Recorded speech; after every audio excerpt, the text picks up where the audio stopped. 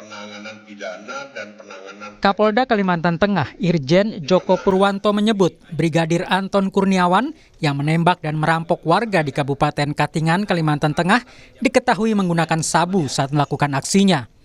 Hal itu diketahui berdasarkan hasil pemeriksaan urin Brigadir Anton Kurniawan. Dalam rapat dengar pendapat bersama Komisi 3 DPR, Kapolda Kalimantan Tengah mengungkap penyalahgunaan narkotika oleh Brigadir Anton Kurniawan. Brigadir Anton Kurniawan saat ini telah diberhentikan dengan tidak hormat dari Polri. Jadi Bapak Ibu sekalian, bahwa dugaan bahwa saudara Anton dalam melakukan perbuatan pidana dia menggunakan narkotika jenis sabu. Jadi tanggal 11 yang dilakukan oleh Propam Polda Kalimantan disupport oleh Mabes. Pengecekan barang bukti, tes urin terhadap pelanggar, dan kita juga tes urinnya positif, tetapi kita dalami juga pengecekan rambut dan darah, melakukan integrasi. Di tebing tinggi Sumatera Utara, seorang anggota polisi wanita berpangkat Bribka mengamuk di rumah warga. Pelaku bersama sejumlah rekannya mendatangi rumah korban karena kesal. Tak terima suaminya dilaporkan ke Polres Tebing Tinggi atas dugaan penipuan dengan modus bisa meloloskan calon bintara Polri dengan imbalan sejumlah uang. Di Semarang, seorang pelajar bernama Gama tewas akibat ditembak oleh Aibda Robik Zainuddin. Meski polisi awalnya mengungkap penembakan dalam proses tawuran antar kelompok remaja, Kabid Propam Polda Jawa Tengah mengungkap kalau kasus ternyata tidak berkaitan dengan kasus tawuran.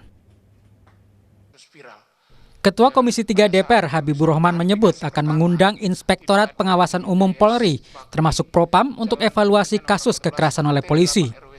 Namun, Habib menegaskan tidak ada masalah dengan kepemimpinan Kapolri Jenderal Listio Sigit Prabowo. Main seret-seret ke Kapolri dari mana? Enggak, karena kan ada kesenangan nggak nih, bukan? Enggak, karena dari Amnesty International itu bahkan menyebut sampai 116 kasus yang berkaitan dengan polisi. Bos, yang namanya kasus saya bilang tadi, ya kan ya, di mana aja ada, yang namanya oknum di mana saja ada. Apa kaitannya dengan Kapolri gitu loh? Kok diarahkan ke kepemimpinan Kapolri?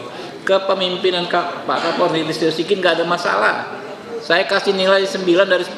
Saya berani mempertaruhkan kedudukan saya gitu loh. Ya, apa yang mau dievaluasi? Tapi kalau soal oknum-oknum seperti ini memang kita tindak lanjut, yang penting kan penegakan hukumnya.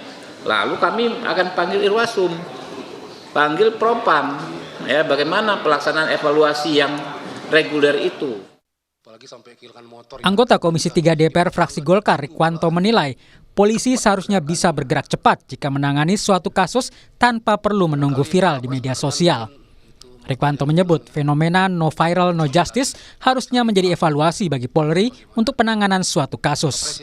Sampai muncul di media itu no viral no justice. No viral no attention no justice. Jadi macam-macam lagi istilahnya. Apa viral dulu baru kemudian cepat gerakannya. Ini juga pelajaran bagi kepolisian di tempat-tempat yang lain.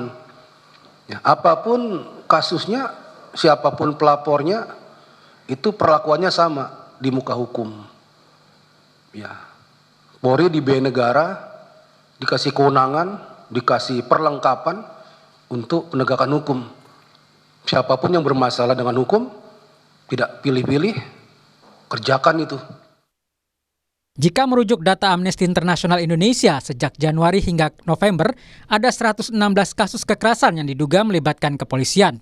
Data kekerasan yang diduga dilakukan oleh kepolisian juga dirilis oleh Komisi untuk Orang Hilang dan Korban Tindak Kekerasan atau Kontras sejak Juli 2023 hingga Juni 2024. Kontras mencatat ada 645 peristiwa kekerasan yang diduga melibatkan anggota Polri.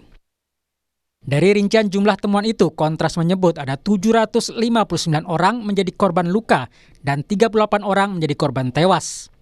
Di periode yang sama, Kontras juga menemukan kasus pembunuhan di luar proses hukum sebanyak 35 peristiwa dengan korban tewas mencapai 37 orang.